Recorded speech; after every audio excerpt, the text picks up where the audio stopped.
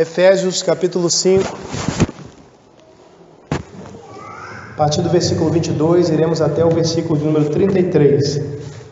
Efésios 5, a partir do versículo 22, onde a palavra de Deus fala-nos assim: Vós, mulheres, sujeitai-vos a vossos maridos como ao Senhor. Porque o marido é a cabeça da mulher, como também Cristo é a cabeça da igreja, sendo Ele próprio o Salvador do corpo. De sorte que, assim como a igreja está sujeita a Cristo, assim também as mulheres sejam em tudo sujeitas a seus maridos. Vós, maridos, amai vossas mulheres, como também Cristo amou a igreja, e a si mesmo se entregou por ela, para a santificar, purificando-a com a lavagem da água pela palavra, para apresentar a si mesmo igreja gloriosa, sem mácula, nem ruga, nem coisa semelhante, mas santa e irrepreensível. Assim devem os maridos amar as suas próprias mulheres, como a seus próprios corpos. Quem ama a sua mulher, ama a si mesmo. Porque nunca ninguém odiou a sua própria carne, antes a alimenta e sustenta, como também o Senhor a igreja. Porque somos membros do seu corpo, da sua carne e dos seus ossos. Por isso, deixará o homem seu pai e sua mãe, e se unirá à sua mulher, e serão dois numa carne. Grande é este mistério, digo, porém, a respeito de Cristo e da igreja. Assim também vós, cada um em particular, ame a sua própria mulher como a si mesmo, e a mulher reverencie o marido. Amém. Vamos orar.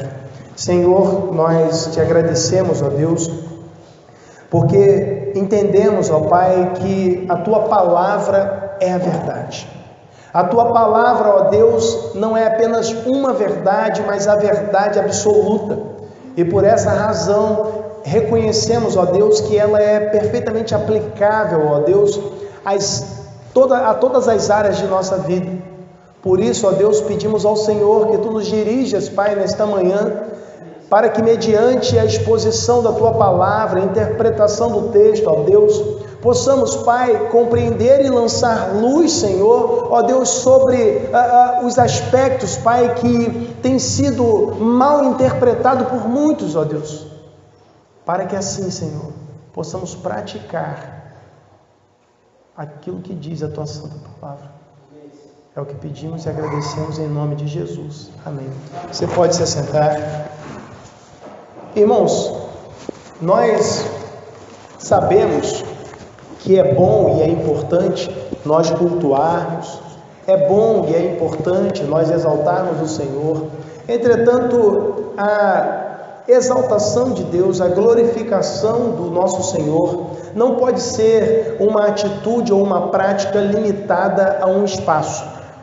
Na verdade, nós vemos em 1 Coríntios 10, 31, Paulo falando ali a respeito da comunhão à mesa, falando a respeito do que as pessoas faziam, comendo lá durante o momento de sacrifícios feitos a ídolos e tal. Paulo ele faz uma observação que se aplica de maneira universal à igreja de Cristo. Ele diz no versículo 31, portanto, quer comais, quer bebais, ou façais outra qualquer coisa, fazei tudo para a glória de Deus. Tudo que nós fazemos deve ser para a glória de Deus. E é importante nós lembrarmos que comer e beber, nós fazemos com maior frequência nas nossas casas, no contexto familiar. Então, veja, a glorificação do nome de Deus não é algo circunscrito ou limitado ao espaço do templo.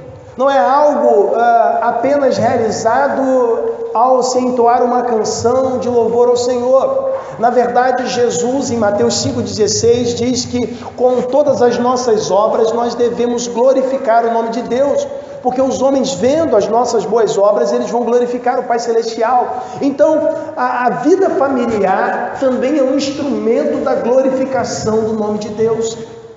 Na família também nós devemos glorificar o nosso Senhor, e sobretudo na família, porque embora saibamos que a igreja ela é constituída de indivíduos, né? A igreja, a família de Deus é constituída de indivíduos. Esses indivíduos compõem famílias que se reúnem para exaltar o Senhor. Então, essas famílias, elas não estão desvencilhadas, elas não estão separadas dessa necessidade de glorificar ao Senhor simplesmente porque deixaram esse espaço, porque deixaram o espaço do templo. Não, em todo o tempo, a família cristã deve se comprometer em glorificar o Senhor, quer coma, quer beba, seja no momento de lazer, seja no momento de comunhão, na conversação diária, em tudo deve se glorificar o Senhor. Por isso, nesta manhã, irmãos, eu quero falar com os irmãos sobre a família que glorifica a Deus. Com base no texto que nós lemos, quero tratar dessa realidade bíblica, a família que glorifica a Deus, e nós vamos elencar aqui algumas atitudes que caracterizam essa família. A primeira delas é que a família que glorifica a Deus reconhece que tem deveres. Irmãos, nós vemos no texto aqui, é interessante, o texto, talvez na sua Bíblia apareça esse títulozinho também, mas na minha Bíblia, talvez não, né? Porque esse títulozinho aqui em negrito, ele não é revelação do Senhor, tá? É uma edição que foi feita para facilitar o entendimento, logo é uma interpretação, né? Então, mas aparece um títulozinho aqui escrito assim: os deveres domésticos. Que interessante, nós percebemos que o texto realmente só trata dos deveres, o texto não trata dos direitos. Só que, irmãos, na atualidade, as pessoas se preocupam muito mais com direitos do que com deveres. Todo mundo quer ter o seu direito particular. Tem o direito do índio, tem o direito do negro, tem o direito do gay, tem o direito de todo mundo, meu. Todo mundo tem seu direito. Cada minoria quer ter o seu direito. Eu estava verificando até na internet, vi que existe lá uma pós-graduação na área do direito em diversidade sexual, que na verdade a ideia é ideologia de gênero.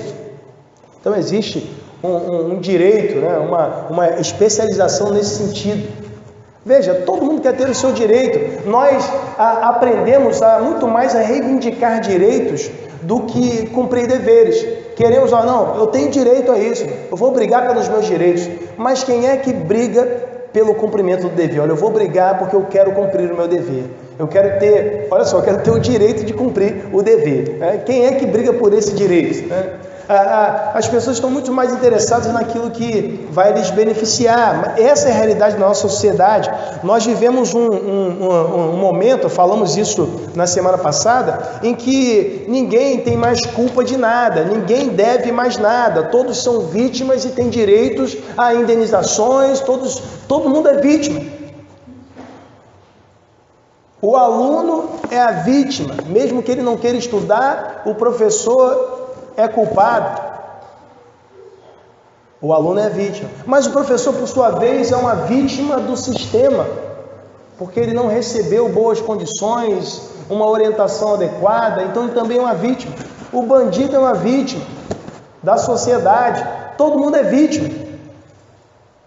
E esquecemos, irmãos, que na nossa relação com Deus, muito mais do que direitos, nós temos deveres. E no texto, Paulo fala a respeito desses deveres. Mas esses deveres, eles não são meras obrigações que são cumpridas com pesar. Mas esses deveres, eles vão ser um resultado natural da nossa condição. Porque eu quero chamar a sua atenção, irmãos, para o contexto daquilo que nós estamos falando. Veja, anteriormente, os versículos anteriores, Paulo dissera, por exemplo, no versículo 18, ele diz: não vos embriagueis com vinho que há contenda, mas enchei-vos do Espírito. Então, ele começa a discorrer sobre as características do indivíduo que é cheio do Espírito, porque se você vai se encher do Espírito, como é que você vai se comportar então, se você está cheio do Espírito? Versículo 19, falando entre vós com salmos e hinos e cânticos espirituais, cantando e salmodiando ao Senhor no vosso coração. O indivíduo cheio do Espírito Santo. dando sempre graças por tudo a nosso Deus e Pai, em nome do nosso Senhor Jesus Cristo. Veja, não está falando de sapatear, de se tremer, de respirar forte, não está falando nada disso, mas há uma observação no versículo 21, que é a continuação do discurso de Paulo: sujeitando-vos uns aos outros no temor de Deus. Então, nos versículos seguintes, Paulo ele vai mostrar como essa sujeição mútua ela se aplica à vida conjugal. Então, na compreensão do apóstolo, nós vemos que a vida conjugal, os deveres conjugais, eles são, na verdade, a observância desses deveres, na verdade, eles são o resultado da nossa relação com Deus, o resultado de nós sermos cheios do Espírito Santo, o resultado de sermos guiados pelo próprio Senhor. Daí a observação: devemos nos sujeitar uns aos outros no temor de Deus.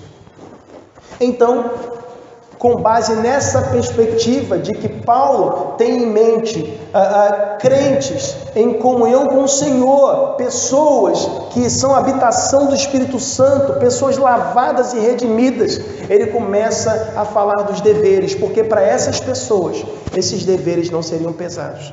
Mas agora, irmãos, eu fico pensando, não sei se o irmão já parou para se perguntar isso, por que o primeiro dever mencionado é o da submissão da mulher? Por que ele não começa pelo amor que os maridos devem destinar dirigir suas esposas? Por que ele começa com a submissão da mulher? Talvez alguns até tentam inverter, né? Aqui o marido tem que amar, como se isso viesse primeiro. E como se isso, um dever tivesse mais peso do que o outro, quando na verdade, tudo isso aqui são deveres na vida conjugal. Irmãos, já naquela época, havia movimentos que tentavam, a partir de uma interpretação errônea das Escrituras, tentavam eliminar todo tipo de distinção, de diferença entre homens e mulheres. Porque alguns tendo em vista, que o Espírito Santo fora dado a todos, e acredito que por essa razão Paulo ele menciona o Espírito Santo nesse contexto. Alguns entendendo que o Espírito Santo fora dado a todos, como nós já vimos na quinta-feira, em Atos capítulo 2, versículos 17, 18, quando recitando a profecia lá de Joel, Pedro diz que as filhas profetizariam, todos receberiam o Espírito Santo. Então alguns inclusive entendiam que, olha, então as distinções acabaram, agora todos são iguais. E com base naquilo que o mesmo apóstolo Paulo já falara em Gálatas 3:28, vamos ler o texto, Gálatas 3:28, onde Paulo diz assim: nisto não há judeu, nem grego, não há servo, nem livre, não há macho, nem fêmea, porque todos vós sois um em Cristo Jesus. Já naquela época, havia quem entendesse que Paulo, ao dizer isso, estava dizendo que em Cristo não havia mais diferenças entre homem e mulher, e há pessoas que ainda hoje defendem, com base nisso, o pastorado feminino. Não há diferenças. Só agora somos iguais, as diferenças acabaram. Mas essa interpretação, irmãos, é uma violência ao texto bíblico. Porque quando a gente recua um pouquinho em Gálatas capítulo 3, nós vemos no versículo 26 que o texto diz: porque todos sois filhos de Deus pela fé em Cristo Jesus. Irmãos, e aí nós percebemos, irmãos, que o texto está falando da justificação pela fé e não está estabelecendo igualdade entre todos, em todos os sentidos. A igualdade é: todos os que recebem Cristo são justificados pela fé e se tornam filhos de Deus. Mas é interessante que, se nós pensarmos bem, nós vamos perceber o quão herética é essa afirmação, A afirmação de que, não, agora não tem mais diferença e acabou. Porque, veja bem, se Cristo, com seu sacrifício, com a obra redentora, ele eliminou as diferenças, Cristo eliminou algo que o próprio Deus fez. Irmãos, Deus criou homem e mulher iguais. Criou iguais. Gênesis 1, versículo 27, a Bíblia diz que a imagem de Deus, Deus criou o homem, a sua imagem os fez. Macho e fêmea os fez. Se um é macho e o outro é fêmea, são iguais? Não são, né? Fosse igual, meu irmão, não tinha como. Um é macho, o outro é fêmea. Já não são iguais. É interessante, irmãos, a gente pensar nisso, porque se Jesus, com a obra redentora, tivesse eliminado as diferenças, Jesus teria eliminado aquilo que o próprio Deus fez. E Jesus jamais faria isso, irmãos, porque Jesus concordava com isso. Em Mateus capítulo 19, Jesus diz, quando o pessoal começa a questionar Jesus a respeito do divórcio, Jesus diz, olha só, vocês não leram lá no princípio que Deus fez macho e fêmea? Macho e fêmea. Jesus, ele ratificou as diferenças criadas por Deus. Como ele iria eliminá-las? E agora, em Efésios capítulo 5, Paulo, ele reforça a ideia de que há diferenças. Porque à mulher é dado o dever da submissão, ao homem é dado o dever de amar como Cristo amou. Os deveres são diferentes, porque os papéis são diferentes. Irmãos, e é muito interessante porque em Cristo Jesus, isso nos faz perceber que em Cristo Jesus, nós somos iguais e diferentes ao mesmo tempo. Em Cristo Jesus há igualdade, mas também há diferença. Que tipo de igualdade há? João capítulo 1, versículo 12, a Bíblia diz que todos aqueles que receberam Cristo, deu-lhes o poder de serem feitos filhos de Deus. Como vimos em Gálatas 3, 26, somos filhos de Deus pela fé. Então, todos somos filhos de Deus, nisso somos iguais. Todos fomos justificados pela fé, nisso somos iguais. Todos fomos regenerados, nisso somos iguais. Todos estamos no processo de santificação, nisso somos iguais. Agora, todos temos o mesmo papel? Não. Na própria igreja nós vemos isso, que Deus deu uns para apóstolos, outros para profetas, outros para pastores. Há diferenças. Só que essas diferenças, elas não implicam superioridade ou inferioridade. Em Romanos capítulo 13, Paulo, ele fala que nós devemos ser sujeitos a todas as autoridades constituídas. O fato de nós sermos sujeitos às autoridades constituídas significa que elas são melhores do que nós? Significa que o presidente, só porque você está sujeito à autoridade constituída, ele é melhor do que você? Não. Ele é superior essencialmente, naturalmente? Não. Mas significa que ele exerce um papel de autoridade. É isso. É interessante, irmãos, também pensarmos que essa submissão, ela se baseia na divindade. Se baseia na divindade. 1 Coríntios capítulo 11, essa distinção de papéis, ela fica evidente. 1 Coríntios capítulo 11, nós vemos que a palavra de Deus diz o seguinte, versículo 3, mas quero que saibais que Cristo é a cabeça de todo varão, e o varão a cabeça da mulher, e Deus a cabeça de Cristo. Tal como um modelo divino, assim é o casal. Cristo, como falamos na quinta, Cristo não é inferior essencialmente em relação ao Pai. Ele diz, eu e o Pai somos um. Eles são iguais na divindade, mas há diferenças nos papéis. Nós somos iguais na humanidade, mas há diferença nos papéis. Há diferença nos deveres. Isso não torna um inferior e outro superior. Há diferença. A diferença, na verdade, ela nos complementa. Então nós defendemos essa complementaridade. E por isso, irmãos, nós olhamos para o texto e não achamos nenhum absurdo que a Bíblia diga que as mulheres devem se sujeitar ao seu próprio marido como ao Senhor. Como ao Senhor. Como é a sua sujeição a Deus? ela é voluntária, não é? Não é voluntária? A sua sujeição a Deus é por amor, não é? É voluntária e por amor. Da mesma forma deve ser a sujeição da mulher ao marido. O que é essa submissão? Tem gente que tenta amenizar. Irmãos, mas a submissão é um termo, o termo grego aqui é um termo de origem militar. É a submissão mesmo, submissão a uma autoridade. Agora, Paulo, ele delimita a aplicação do termo porque ele diz como ao Senhor. Não como no militarismo, mas como ao Senhor. Ou seja, é uma sujeição voluntária em amor, da mesma forma que nos sujeitamos ao Senhor. Então, irmãos, nós vemos que o dever dado à mulher é a submissão.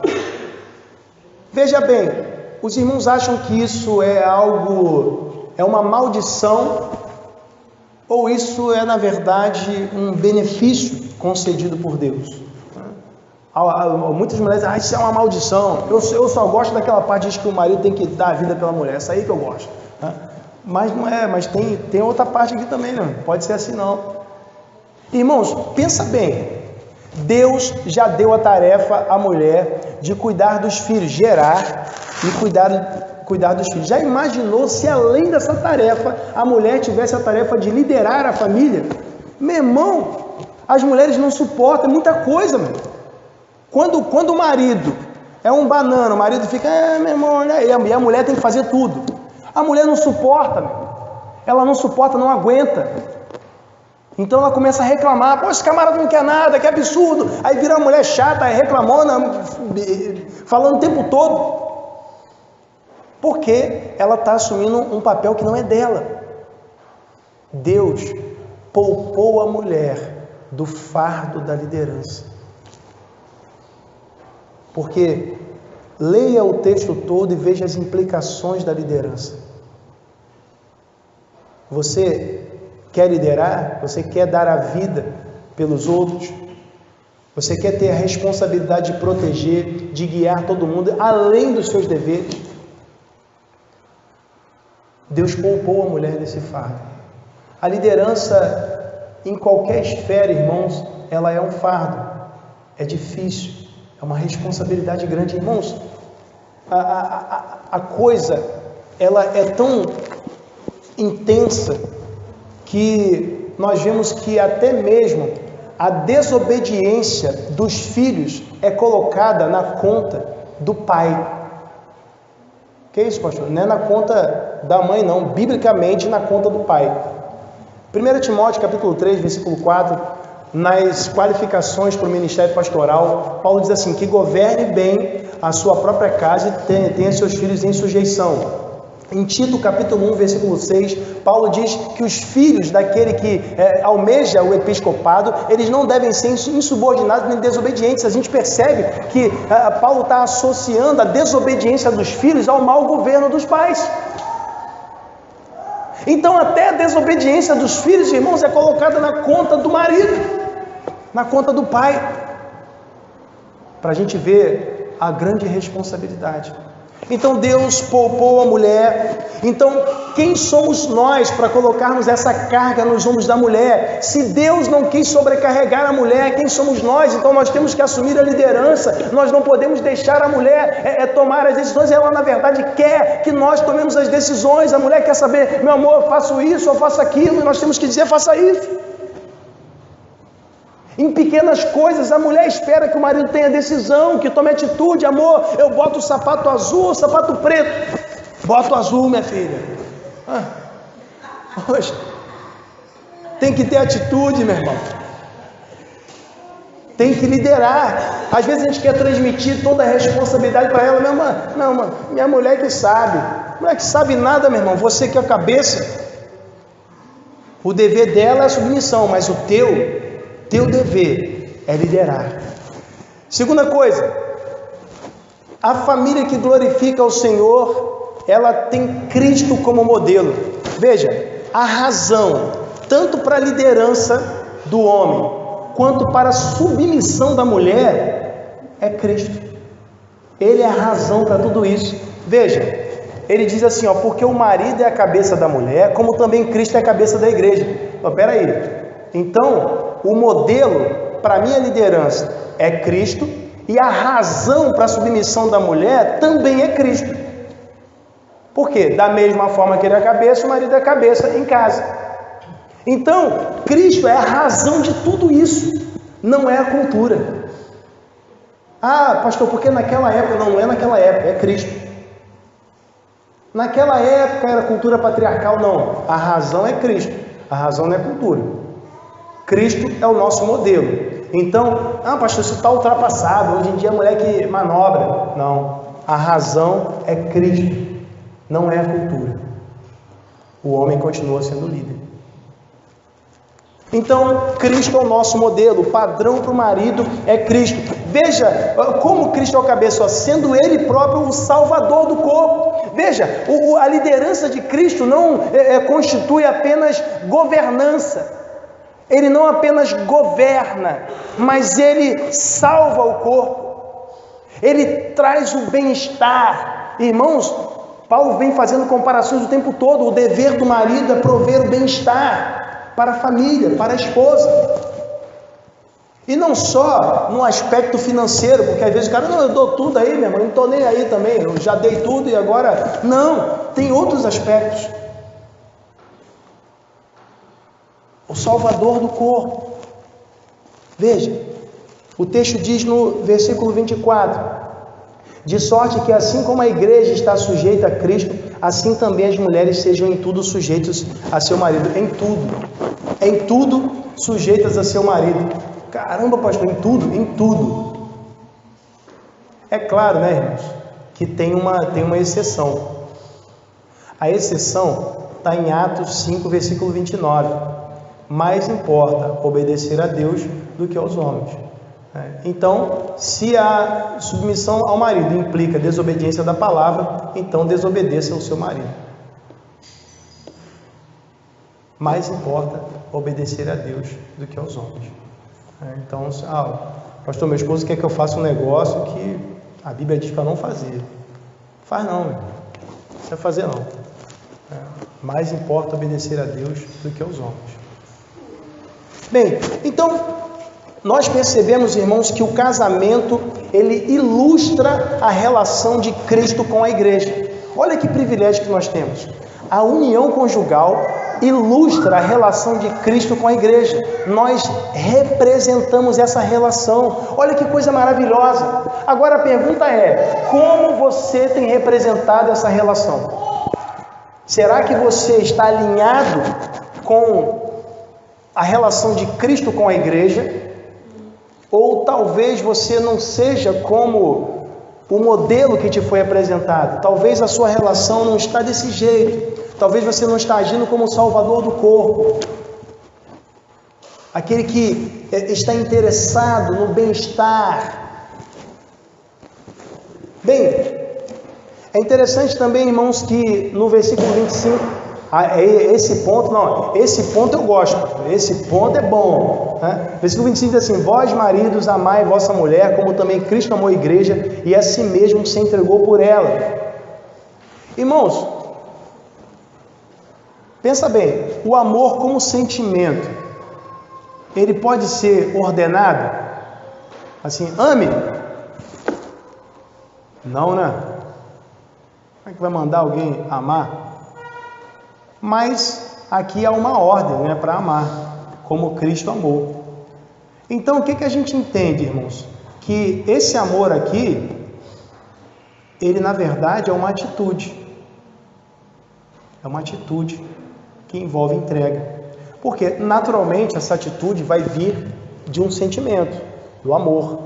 Tanto que Paulo, ao invés de empregar, ele podia empregar diversas palavras associadas à vida conjugal e traduzidas como amor, termo grego eros, filéu, mas ele prefere usar o termo grego agapau, o verbo, de onde tem aquele substantivo ágape, que o pessoal conhece muito, amor, que é esse amor altruísta, sacrificial, que envolve entrega, que requer atitude. O que Paulo está falando aqui é de uma atitude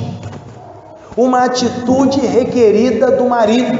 O marido deve ser capaz de se entregar pela sua mulher. a própria vida.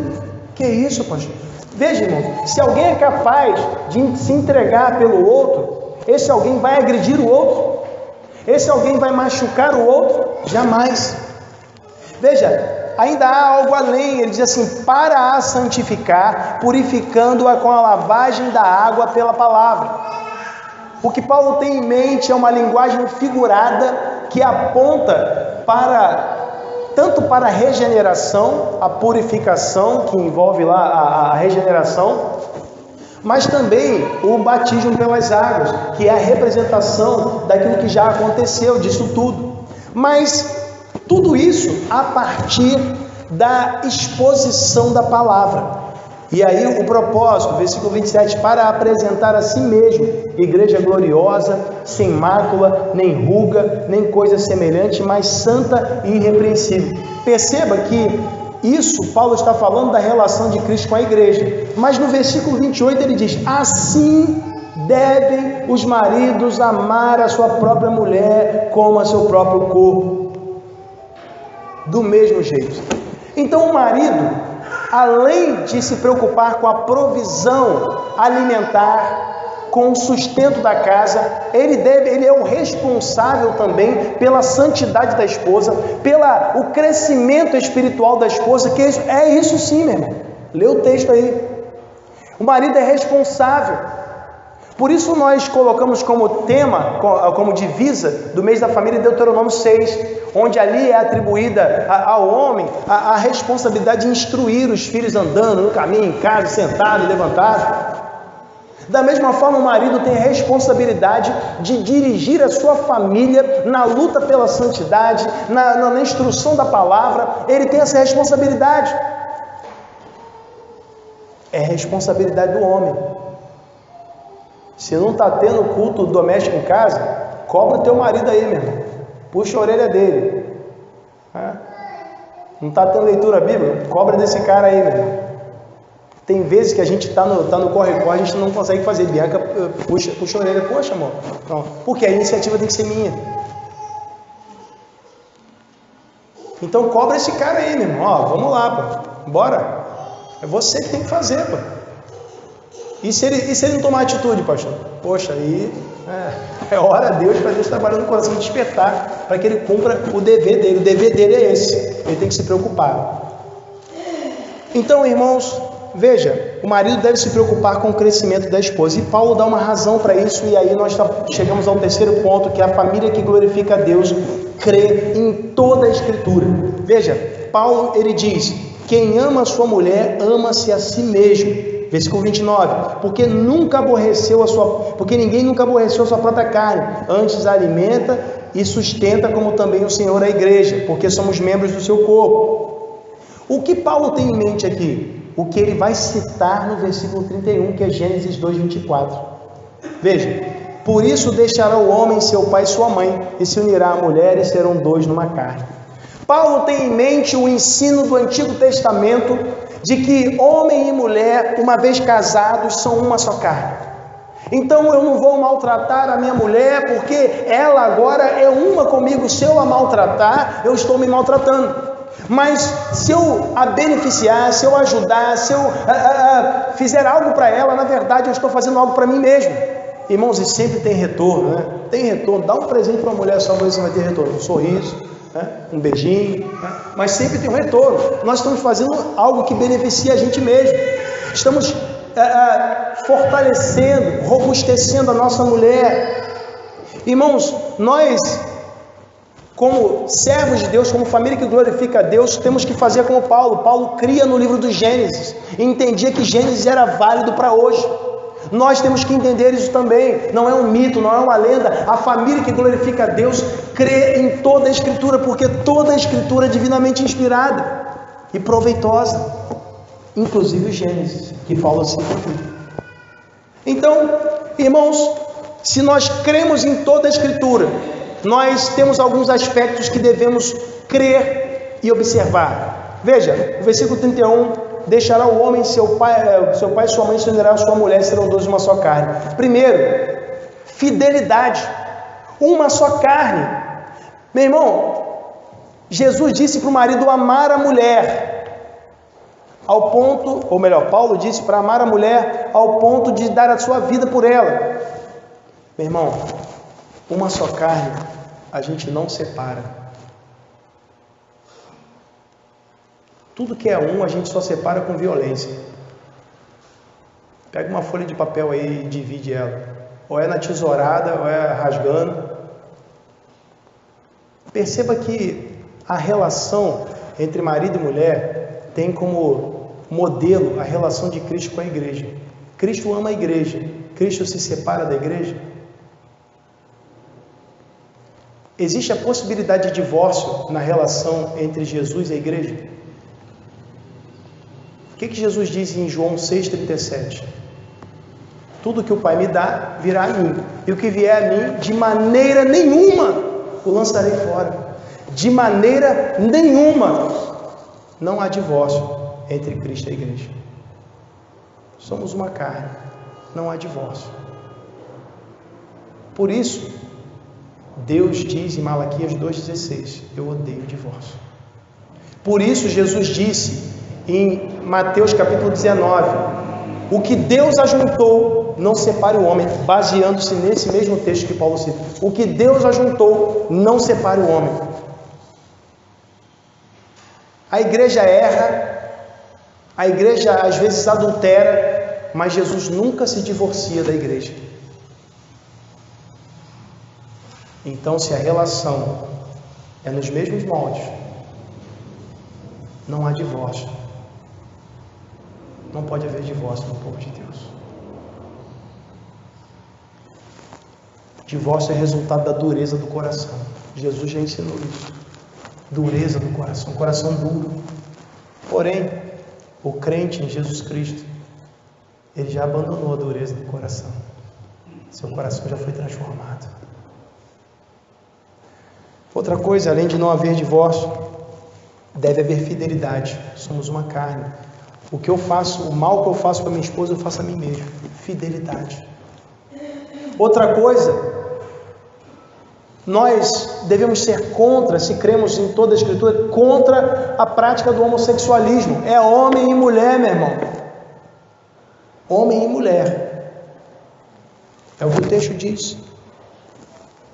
E aí Paulo segue dizendo no versículo 32, grande é este mistério, digo porém a respeito de Cristo e da igreja. Assim também vós, cada um em particular, ame a sua própria mulher, como a si mesmo, e a mulher reverencie o marido. Do jeito que Cristo se relaciona com a igreja, se relacione também em casa, se relacione na sua família. E assim, irmãos, a nossa família vai glorificar o Senhor. Família que procede de outra maneira, que não valoriza o casamento. Família que o divórcio é uma palavra tão comum. Vou me divorciar, desse jeito não dá para continuar. Não está glorificando a Deus.